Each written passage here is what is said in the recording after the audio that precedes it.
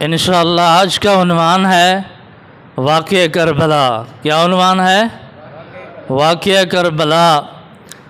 محترم دوستوں اور بزرگوں، واقعہ کربلا کو جتنا آج آسان سمجھا گیا ہے، یہ اتنا آسان واقعہ نہیں ہے۔ واقعہ کربلا بہت مشکل واقعہ ہے۔ آج کل ہر آدمی پڑھا ہوا، ان پڑھ اور اسی طرح ہر مولوی، حتیٰ کہ میڈیا پہ آنے والے ہر قسم کے لوگ اس کو بیان کر رہے ہیں، لیکن واقعہ کربلا بیان کرنا اتنا آسان نہیں ہے۔ تحقیق کے میدان میں بہت ہی مشکل واقعہ ہے، تو آپ حضرات کے سامنے واقعہ کربلا کی حقیقت بیان کی جائے گی کہ اس واقعہ کربلا کی حقیقت کیا ہے۔ سب سے پہلا حصہ یہ ہے کہ حضرت حسین ابن علی رضی اللہ تعالی عنہ مکہ معظمہ سے کوفہ کی طرف روانہ ہوتے ہیں، تو حضرت حسین ابن علی رضی اللہ تعالی عنہ کی مکہ معظمہ سے کوفہ کی طرف روانگی کیسے ہوئی؟ کوفہ کے لوگوں نے حضرت حسین رضی اللہ تعالی عنہ کو وفد بھیجے کہ آئیں، ہماری قیادت فرمائیں، ہم آپ کی بیعت کرنے کے لیے تیار ہیں، آپ کا ساتھ دینے کے لیے تیار ہیں۔ ہم یزید کی بیعت نہیں کرنا چاہتے، ہمارا قائد نہیں ہے، ہمارا امام نہیں ہے، ہم آپ کو اپنا امام بنانا چاہتے ہیں۔ حضرت حسین رضی اللہ تعالیٰ عنہ نے مزید تحقیق کی، پھر ان لوگوں نے اور خط لکھے، بہت سارے خطوط لکھے، اور حضرت حسین رضی اللہ تعالیٰ عنہ کو کوفہ آنے کی دعوت دی۔ جب بہت سارے خطوط لکھے، وفد پہنچے، حضرت حسین رضی اللہ تعالیٰ عنہ نے مکہ معظمہ سے کوفہ جانے کا ارادہ فرما لیا۔ اور جب حضرت حسین رضی اللہ تعالیٰ عنہ نے مکہ معظمہ سے کوفہ جانے کا ارادہ کیا، تو وہاں پر جو اکابر صحابہ رضی اللہ تعالیٰ عنہ موجود تھے، حضرت عبداللہ بن عباس رضی اللہ تعالیٰ عنہ، حضرت عبداللہ بن مسعود رضی اللہ تعالیٰ عنہ، حضرت عبداللہ بن عمر رضی اللہ تعالیٰ عنہ، حضرت عبداللہ بن زبیر رضی اللہ تعالیٰ عنہ، ان اکابر صحابہ نے حضرت حسین رضی اللہ تعالیٰ عنہ کو منع فرمایا کہ آپ کوفہ تشریف مت لے جائیں۔ کیوں؟ اس لیے کہ کوفہ کی تاریخ گواہ ہے کہ ہمیں کوفہ والے لوگوں پہ اعتماد نہیں ہے۔ ان کوفیوں نے حضرت علی رضی اللہ تعالیٰ عنہ کے ساتھ بغاوت کی ہے، ان کوفیوں نے حضرت حسن رضی اللہ تعالیٰ عنہ سے بغاوت کی ہے، ان کوفیوں نے آپ سے بھی بغاوت کرنی ہے۔ اس لیے ہم گزارش کر رہے ہیں، بار بار درخواست کر رہے ہیں کہ آپ کوفہ تشریف نہ لے جائیں۔ لیکن حضرت حسین ابن علی رضی اللہ تعالیٰ عنہ ارادہ فرما چکے تھے۔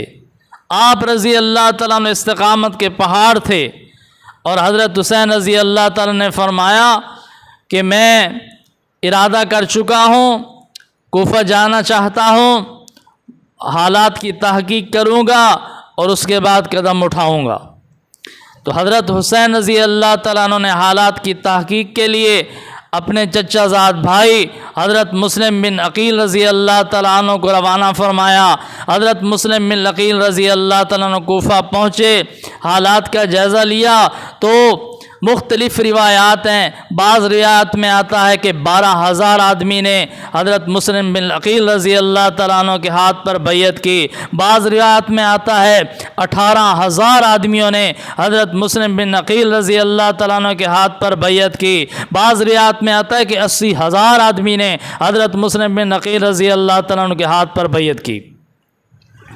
اور جب یزید کو پتہ چلا کہ حضرت حسین رضی اللہ تعالیٰ عنہ کا نمائندہ کوفہ میں پہنچ گیا ہے، تو یزید نے کوفہ کے گورنر کو تبدیل کیا اور ابن زیاد کو گورنر مقرر کر دیا، سخت احکام جاری کر دیے تو یہ کوفی بزدل انہوں نے حضرت مسلم بن عقیل رضی اللہ تعالیٰ عنہ کا ساتھ چھوڑ دیا اور یزید کے گورنر کے ساتھ کھڑے ہو گئے اور حضرت مسلم بن عقیل رضی اللہ تعالیٰ عنہ کو گرفتار کرایا اور حضرت مسلم بن عقیل رضی اللہ تعالیٰ اس وقت خط لکھ چکے تھے حضرت حسین رضی اللہ تعالیٰ عنہ کی طرف کہ حالات ہمارے حق میں ہیں، لوگوں نے میرے ہاتھ پہ بیعت کی ہے، آپ کوفہ تشریف لے آئیں۔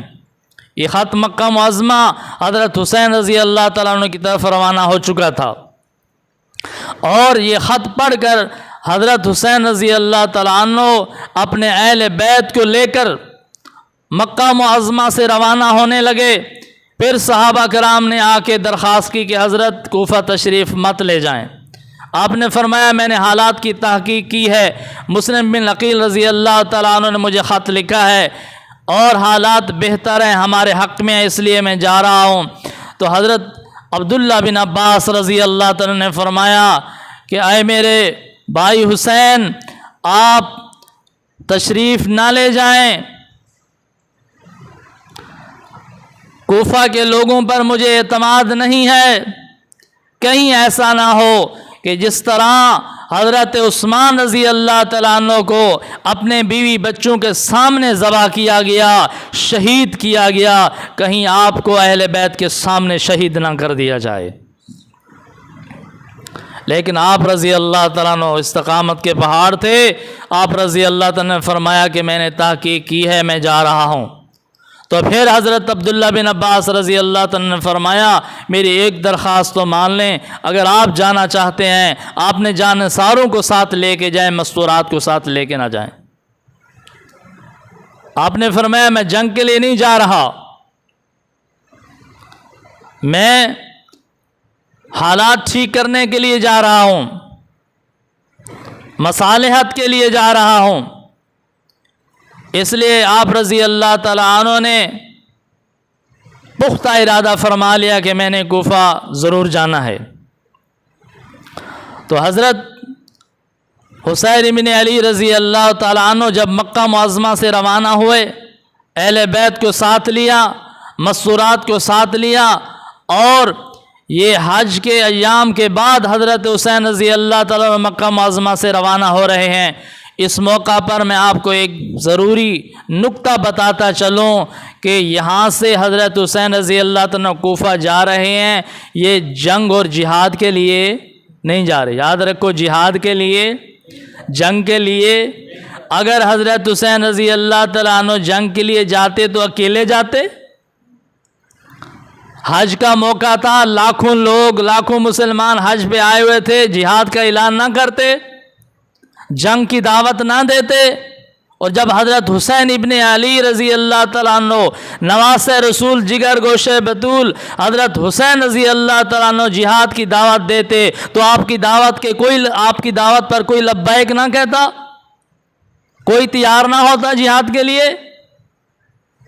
لیکن آپ نے کوئی فوج نہیں تیار کی، کوئی لشکر نہیں تیار کیے، کوئی اعلان نے جہاد نہیں فرمایا، کسی کو دعوت نہیں دی، اس لیے کہ آپ لڑائی کے لیے نہیں جا رہے، جہاد کے لیے نہیں جا رہے، جنگ کے لیے نہیں جا رہے، حالات کی تحقیق کے لیے، حالات کو ٹھیک کرنے کے لیے جا رہے ہیں۔ اگر جنگ کے لیے جاتے تو بیوی بچوں کو ساتھ لے جاتے۔ تو اس انداز سے جانا اس بات کی دلیل ہے کہ حضرت حسین رضی اللہ تعالیٰ عنہ جنگ کے لیے نہیں جا رہے، اس انداز سے روانہ ہوتے ہیں۔ حضرت حسین رضی اللہ تعالیٰ عنہ اہل بیت کو ساتھ لے کر راستے پہ پہنچتے ہیں۔ اطلاع ملتی ہے کہ حضرت مسلم بن عقیل رضی اللہ تعالیٰ عنہ کی بیعت لوگوں نے توڑ دیے، کوفے والوں نے، اور حضرت مسلم بن عقیل رضی اللہ تعالیٰ عنہ کو اور آپ کے چھوٹے چھوٹے صاحبزادوں کو بڑی بے دردی اور ظلم کے ساتھ شہید کر دیا گیا ہے۔ یہ پہلی بے وفائی ہے کوفیوں کی کہ حضرت حسین رضی اللہ تعالیٰ عنہ کے نمائندے کو قتل کیا، اہل بیت کے شہزادوں کو قتل کیا، اور بہت بڑا دھوکہ کیا۔ اس وقت حضرت حسین ابن علی رضی اللہ تعالیٰ عنہ راستے میں تھے۔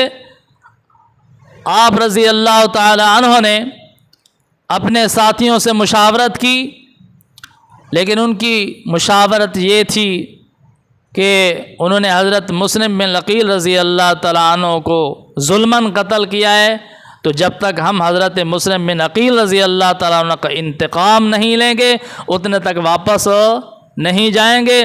اور جو منافقین کا وفد حضرت حسین رضی اللہ تعالیٰ عنہ کے قافلے میں شامل تھا، اس نے اصرار کیا کہ حضرت ایک دفعہ آپ کوفے تشریف لے جائیں، جب آپ تشریف لے جائیں گے تو لوگوں کے حوصلے بلند ہو جائیں گے اور لوگ آپ کی طرف آ جائیں گے، آپ کے ساتھی بن جائیں گے اور آپ کی بات مانیں گے، آپ کے ہاتھ پر بیعت کریں گے، آپ ایک دفعہ ضرور کوفے تشریف لے جائیں۔ تو آپ رضی اللہ تعالیٰ عنہ کوفہ کی طرف روانہ ہوئے۔